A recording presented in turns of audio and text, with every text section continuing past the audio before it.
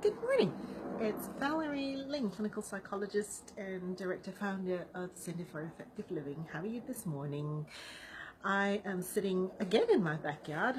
Perhaps I should call these sessions backyard psychologist. I won't. And I'm just going to do my little Facebook thing here.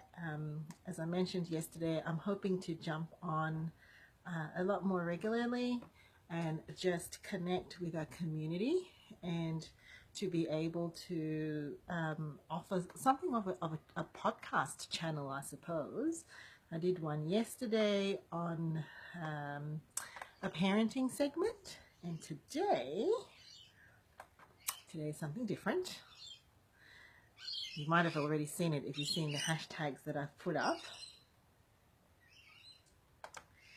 I am doing a psych hacks. Psych hacks is actually something that I thought about maybe about a year or two ago, and I thought, oh, there are all these hacks that were coming through my social media feed, food hacks and life hacks and productivity hacks, and I thought, there's a couple of tricks psychologists have that I'll admit it, I use in my life myself. So I thought, yeah, let's do Friday psych hacks. Okay, what's my little psych hack for today? You know how sometimes you're just not feeling it? There's a kind of thinking that psychologists talk about, emotional reasoning, where you make a conclusion about a situation or your day, about how things are going generally, based on how you're actually feeling. And sometimes that can actually lead us down a path that may not be accurate. It's just what we're feeling. Maybe we didn't have enough sleep, or maybe the weather's a little bit like today and it was a little bit grey or dreary, or there's a spillover of something that's happened yesterday or from an earlier segment of your day that's spilling over to how you're feeling. But it doesn't necessarily mean that the whole entire picture is cast that way. So a little psych hack that I have for you when you're kind of getting that sense of through your day is a phenomenon or a principle or a something called paired association. Paired association is something that happens with us human beings in our memory, where we pair a particular stimulus or something that we encounter through our senses with an emotional response. All right.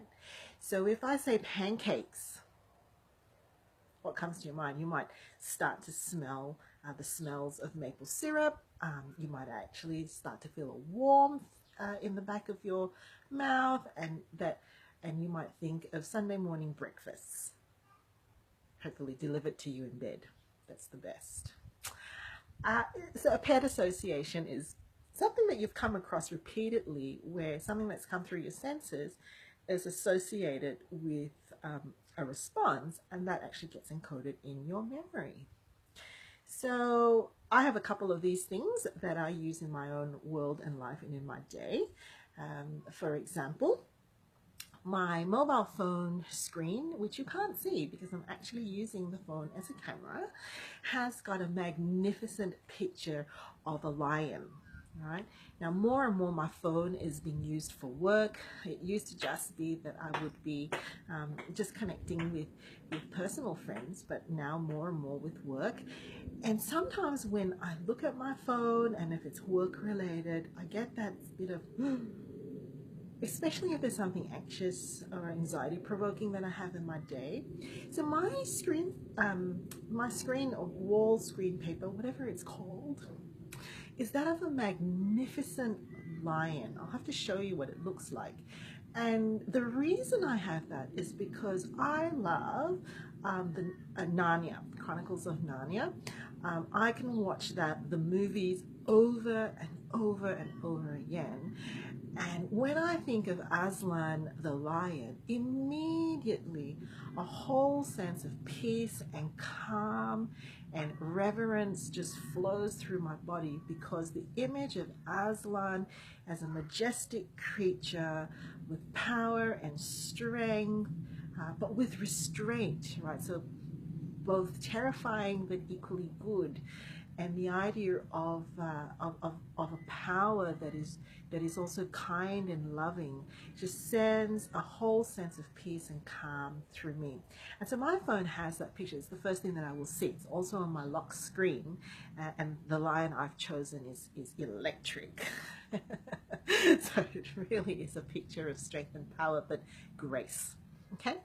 Another little thing that I have is, who here likes exercise?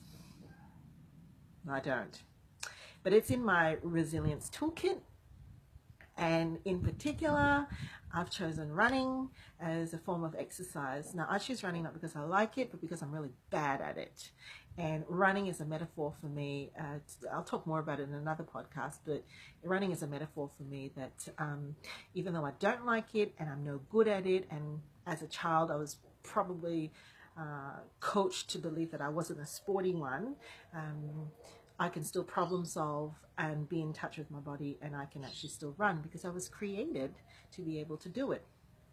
Okay, so on my running playlist, I don't share with people what's on my playlist except my family, because it's a bit dated.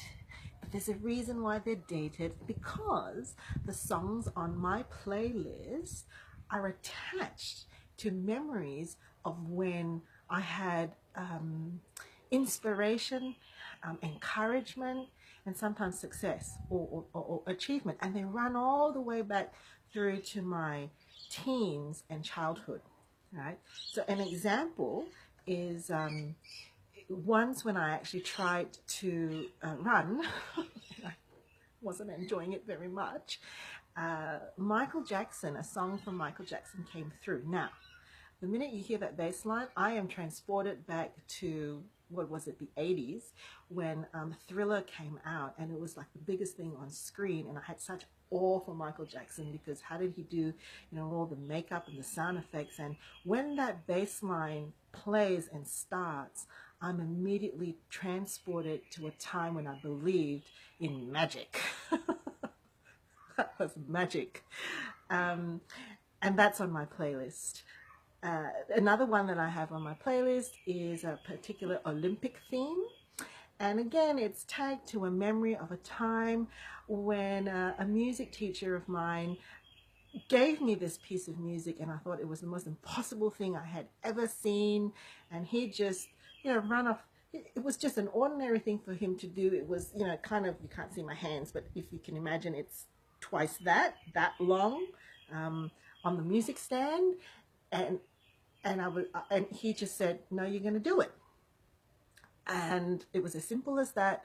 And with loads and loads of practice and loads of pain, I eventually played that piece. And till today, when I hear it, it brings back to me a kind of a strength that comes from practice and resilience and being okay with mistakes. And just being happy to give things a go. So you can have a few of these things peppered through your day. It could be a book, it could be an image, it could be a sound, it could be a place, it could be anything that you can pair with a positive emotion, a forward-moving emotion. Use that paired association and use it for something that can actually just bring a bit of uplift to a moment or a day when you're actually feeling like you're not moving and things aren't looking that great. Okay, catch you later.